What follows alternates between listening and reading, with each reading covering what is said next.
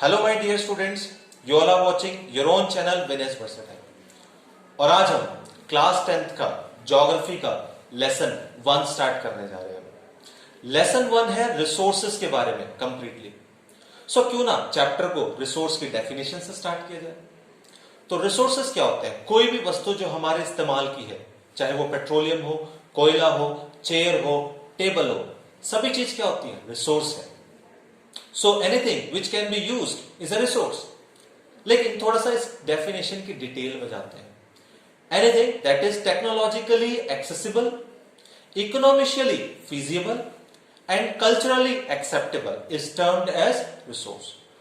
वो चीज हमारे बजट में भी होनी चाहिए, टेक्नोलॉजी के जरिए वो चीज हम बना भी सके और हमारा कल्चर उस चीज को एक्सेप्ट करता हो, उसी चीज को हम एक रिसोर्स मानेंगे। अब हम देखते हैं रिसोर्सेज का डिवीजन किस तरह से है। सबसे पहले हम देखेंगे classification of resources on the basis of origin. Origin के बेसिस पर हम देखते हैं रिसोर्सेज को 2 कैटेगरी में डिवाइड किया गया है। कौन सी है वो 2 कैटेगरी?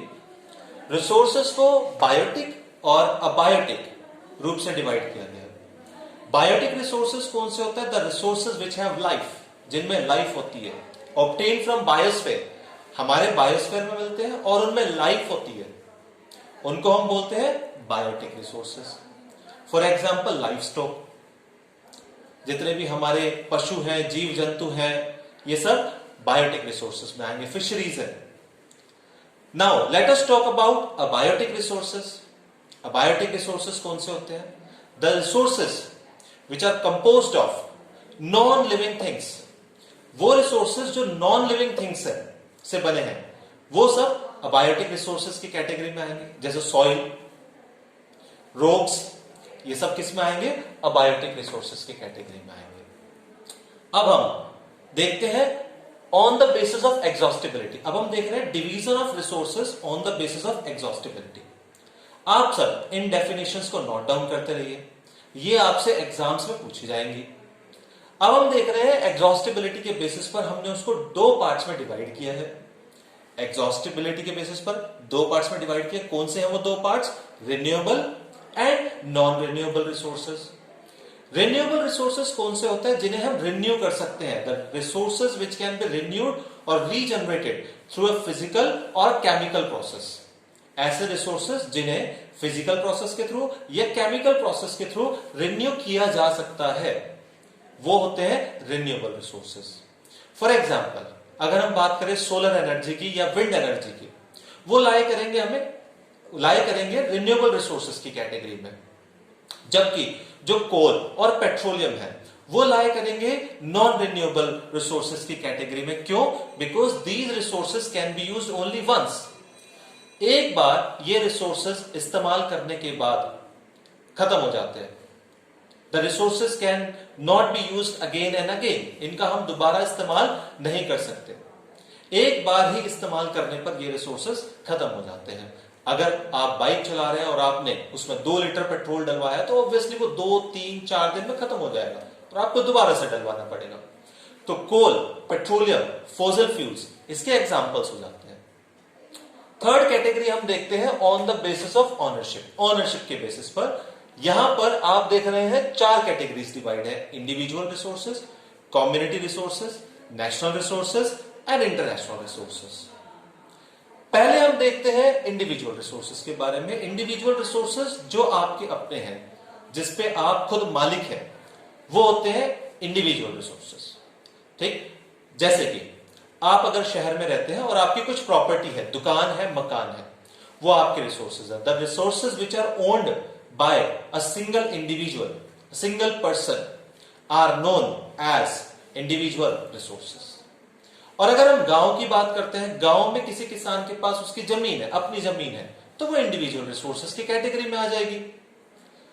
नेक्स्ट देखते हैं हम डेफिनेशन कम्युनिटी रिसोर्सेज। जैसे कि आपको नाम से ही क्लियर हो रहा होगा, कम्युनिटी रिसोर्सेज।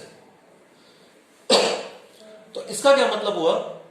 वो सब रिसोर्सेज जो पूरी कम्युनिटी को बिलोंग करते हैं, कम्युनिटी रिसोर्सेज हो गए, जिस पर पूरी कम्युनिटी अपना एक तरह से वर्चस्व स्थापित कर दे। मैं बात कर रहा हूं पब्लिक पार्क्स की। पब्लिक पार्क्स में कोई भी जा सकता है, कोई भी घूम सकता है, क्योंकि वो कम्युनिटी से बिलोंग करती है। The resources which belong to community as a whole known as community resources. For example public parks, public toilets, ये सब कम्युनिटी रिसोर्सेज में आएंगे। कोई इंडिविजुअल ये नहीं कह सकता कि ये मेरी जगह है वहां पर। नेक्स्ट हम बात करते हैं नेशनल रिसोर्सेज की।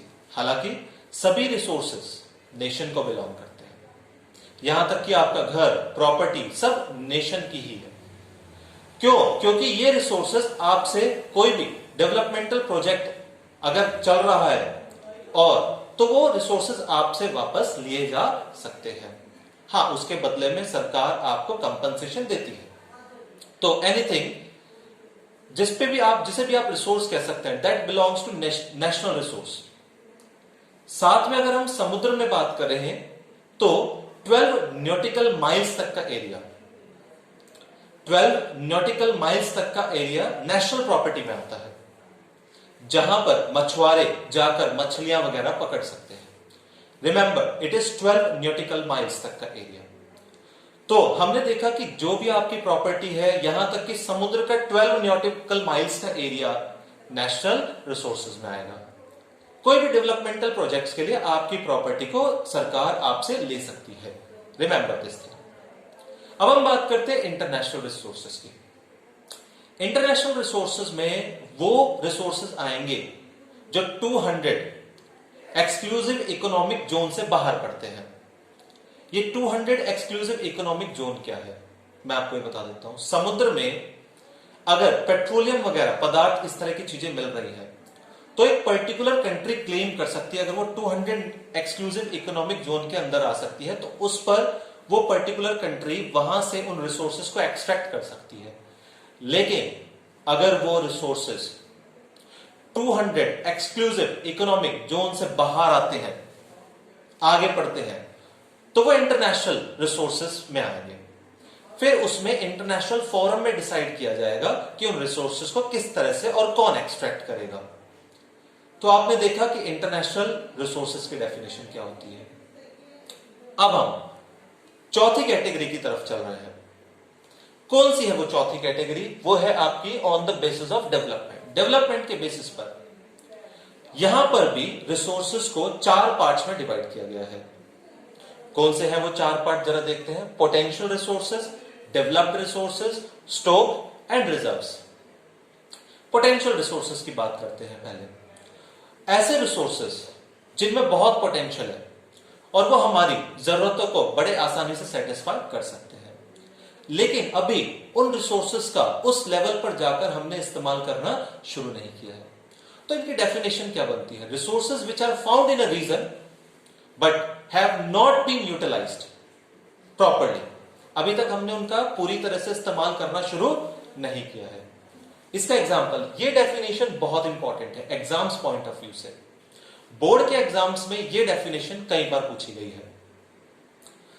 मैं एग्जांपल दे देता हूं। गुजरात और राजस्थान की तरफ जब आप जाते हैं तो वहां पर सोलर एनर्जी और विंड एनर्जी काफी बड़ी मात्रा में मिलती है, लेकिन अभी तक हमने उसका प्रॉपर तरीके से इस्तेमाल करना शुरू नहीं किया है। सोलर एनर्जी को हम इलेक्ट्रिक एनर्जी में बड़े आसानी से कन्वर्ट कर सकते हैं फोटोवोल्टेइक टेक्नोलॉजी का इस्तेमाल करके। अगर हम उस एनर्जी को यूज करें तो हमारी काफी ज्यादा जरूरतें सेटिस्फाई हो सकती हैं। नेक्स्ट डेफिनेशन देखते हैं। नेक्स्ट डेफिनेशन है डेवलप्ड रिसोर्सेज। जैसे कि नाम से ही पता लग रहा है डेवलप्ड, तो यानी कि किसी भी रिसोर्स को एक्सट्रैक्ट करने से पहले हम उसकी क्वालिटी को चेक करते हैं, क्वांटिटी को चेक करते हैं, और साथ ही साथ हमें इंस्टीट्यूशनल सेटअप करने पड़ते हैं। अगर सभी मेजर्स पे वो पर्टिकुलर रिसोर्स खरा उतरता है तो हम उसको एक्सट्रैक्शन स्टार्ट करते हैं। जब हम उस रिसोर्स का एक्सट्रैक्शन स्टार्ट कर देते हैं तो वो डेवलप्ड रिसोर्स की कैटेगरी में आ जाएगा। First of all, quantitative and qualitative aspects are important, and then we start extraction of resource, and then it falls into the category of developed resource. Remember this thing. हमारी अगली definition है stock. Stock जैसे कि आपको नाम से clear हो रहा होगा, स्टॉक यानी कि कोई ऐसा पर्टिकुलर रिसोर्स है जो बहुत लार्ज क्वांटिटी में अवेलेबल है, लेकिन प्रॉब्लम क्या है? समस्या यह है कि हमारे पास वो टेक्नोलॉजी अवेलेबल नहीं है कि हम उस रिसोर्स को एक्सट्रैक्ट कर पाए। फॉर एन एग्जाम्पल, आपको पता है वाटर कंटेन्स 2 इनफ्लेमेबल गैसेस। पानी बना हुआ होता है, पानी का केमिकल फॉर्मूला होता है H2O। It means it contains hydrogen and oxygen gases, but we don't have that technology so that we can separate these both the gases on a large scale. हमारे पास ऐसी कोई टेक्नोलॉजी नहीं है कि हम हाइड्रोजन और ऑक्सीजन गैसेस को अलग अलग इस्तेमाल कर सकें, इसलिए एक स्टोक की कैटेगरी में फॉलो होगा।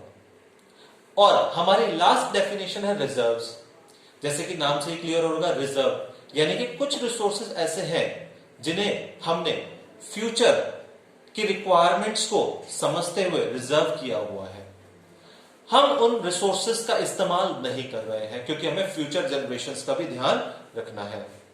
तो ये कुछ रिसोर्सेज ऐसे हैं जिन्हें हमने फ्यूचर को ध्यान में रखकर प्रिजर्व किया हुआ है, तो वो सब लाए करेंगे रिजर्व्स की कैटेगरी में।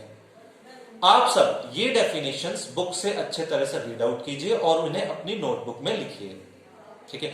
I hope that you have understood all these definitions properly. जहां तक कि आगे के चैप्टर का सवाल है, ये मैं आपको नेक्स्ट वीडियो में समझाऊंगा पूरा डिटेल में, जिसमें हम types of soil, resource planning, ऐसे बहुत ही अच्छे तरह से टॉपिक्स देखने वाले हैं। Thank you for watching this video. अगर वीडियो आपको अच्छा लगा है तो इसे लाइक जरूर कीजिए, सब्सक्राइब कीजिए और आगे अपने फ्रेंड्स के साथ भी शेयर कीजिए ताकि वो भी इसका पूरा बेनिफिट ले सकें। Thank you very much.